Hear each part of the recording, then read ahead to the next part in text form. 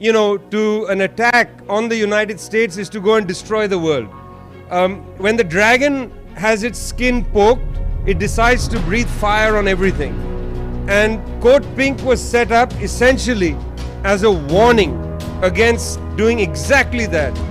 And of course, the United States government did exactly that. There were what, 1 million, 11, 10, 15 million people around the world marching against the illegal war on Iraq. Didn't make a jot of difference. Didn't make a jot of difference. So much for democracy. How many hours people in this room spent in prison cells? Some of us handcuffed to bicycle racks because we were demonstrating against the war on Iraq. By the way, when I said an illegal war, again, it's not my opinion. UN Secretary General Kofi Annan in 2004 said that to BBC. He said it's an illegal war. Why is it illegal? Because, friends, we have some laws in the world. Some laws, even international laws.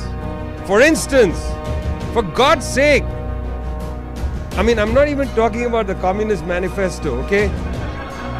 I'm not, okay?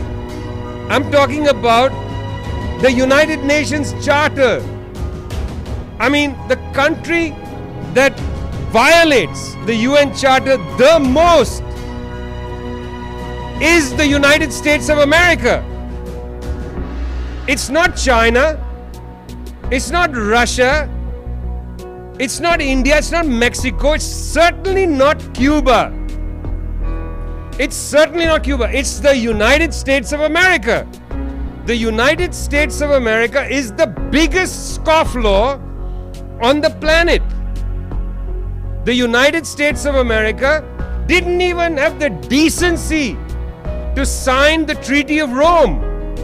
Now, you wonder, what the hell is the Treaty of Rome? The Treaty of Rome, friends, is the reason we have a so-called international criminal court.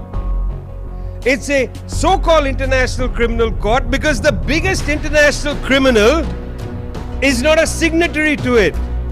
And the biggest international criminal is the United States of Amnesia. Rafiq Kataria, one of the great poets of our time, friends. One of the great poets. The United States of Amnesia. The United States of Amnesia, America, whatever you want to call it, the US, etc., didn't sign the Treaty of Rome, will not allow a file to be opened to investigate US war crimes in Afghanistan and in Iraq.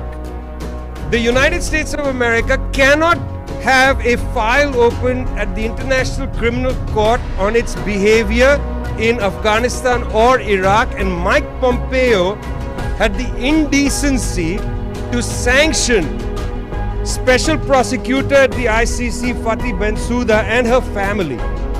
They would not be allowed to get visas.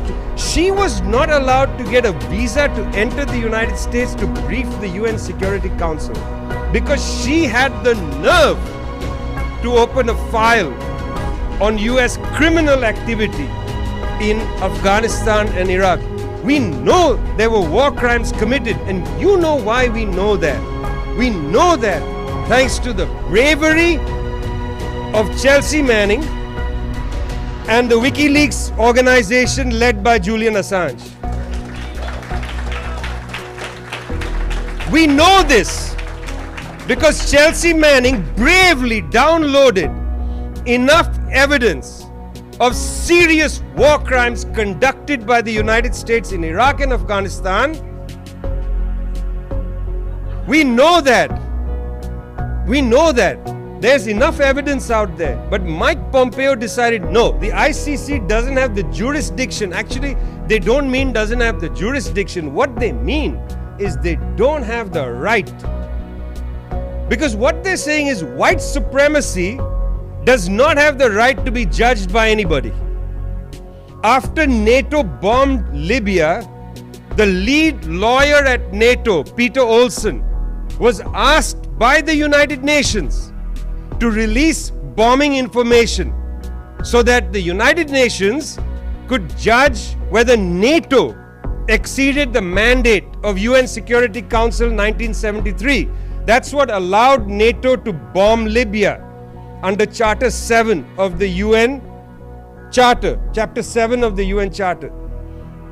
Peter Olson wrote back and said, no, NATO does not commit war crimes. Only savages commit war crimes. See, I know you're wondering, this is supposed to be about China. This is supposed to be about China. Why is he talking about the United States?